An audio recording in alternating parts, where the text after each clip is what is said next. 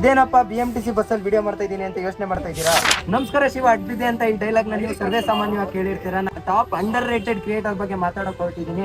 ಆ under rated creator ಯಾರಂತ ಅಂದ್ರೆ DK ದಿ ಟ್ರಾವೆಲರ್ ಅಂತ. ಇತ್ತೀಚೆಗೆ ಅವ್ರ ಅಕೌಂಟ್ ನೇಮ್ ನ ಚೇಂಜ್ ಮಾಡ್ಕೊಂಡಿದ್ದಾರೆ. ಮೊದಲು ಅವರ ಚಾನಲ್ ಹೆಸರು ಬಂದ್ಬಿಟ್ಟು DK ಡೇಸ್ ಅಂತ ಇತ್ತು, ಅಂದ್ರೆ DK ಕನಸಿನ ದಿನಗಳು ಅಂತ ಇತ್ತು. ಇಬ್ಬ ಮನುಷ್ಯನ್ಗೆ ಕನ್ಸಿಸ್ಟೆನ್ಸಿ ಅನ್ನೋದು ಎಷ್ಟು ಮುಖ್ಯ ಅನ್ನೋದು DK ದ ಟ್ರಾವೆಲರ್ ನ ನೋಡಿದ್ರೆ ಗೊತ್ತಾಗ್ಬಿಡುತ್ತೆ. ಯಾಕೆ ಈ ಮಾತು ಹೇಳಿದೆ ಅಂತ ಯೋಚನೆ ಮಾಡ್ತಾ ಇದ್ದೀರಾ? ಕನ್ಸಿಸ್ಟೆನ್ಸಿ ಇದ್ದಾಗ ಇವ್ರ ಪೇಜ್ ತುಂಬಾ ಹೈಪ್ ಆಗಿತ್ತು.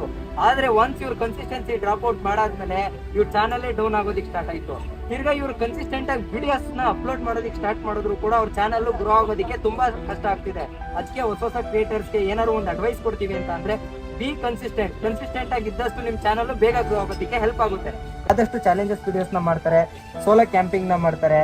ಇವರ ಎಡಿಟಿಂಗ್ ಚೆನ್ನಾಗಿದೆ, ಇವರ ಕಂಟೆಂಟ್ ಪ್ರೆಸೆಂಟೇಷನ್ ಚೆನ್ನಾಗಿದೆ. ಇವರೊಬ್ಬ ಸೋಲೋ ಟ್ರಾವೆಲರ್. ಇನ್ನೇನು ಯೋಚನೆ ಮಾಡಲ್ಲ, ಅವ್ರಿಗೆ ಅನ್ಸಿದ್ನ ಹೇಳ್ಬಿಡ್ತಾರೆ ವಿಡಿಯೋದಲ್ಲಿ. ಒಬ್ರು ಕಂಟೆಂಟ್ ಕ್ರಿಯೇಟ್ ಮಾಡೋಕ್ಕೂ ಮುಂಚೆ ರಿಸರ್ಚ್ ಮಾಡೋದನ್ನ ನೋಡಿರ್ತೀರಾ, ಆದ್ರೆ ಇವ್ರು ಬಂದ್ಬಿಟ್ಟು ಕಂಟೆಂಟ್ ನ ಕ್ರಿಯೇಟ್ ಮಾಡೋಕ್ಕೂ ಮುಂಚೆ ತುಂಬಾ ಡೀಪ್ ರಿಸರ್ಚ್ ಮಾಡಿರ್ತಾರೆ ಇವರ ಒಂದು ವಿಡಿಯೋಸ್ ನಲ್ಲಿ. ಇನ್ನ ಯಾವ ಅಂಡರ್ ರೇಟೆಡ್ ಅಥವಾ ರೇಟೆಡ್ ಕ್ರಿಯೇಟರ್ ನ ವಿಡಿಯೋ ಮಾಡಬೇಕು ಅಂತ ಕಮೆಂಟ್ ಬಾಕ್ಸ್ ಅಲ್ಲಿ ಕಮೆಂಟ್ ಡ್ರಾಪ್ ಮಾಡೋದನ್ನ ಯಾವತ್ತೂ ಮರಿಬೇಡಿ. ಅಲ್ಲಿವರೆಗೂ ಟೇಕ್ ಕೇರ್, ಬೈ ಬಾಯ್.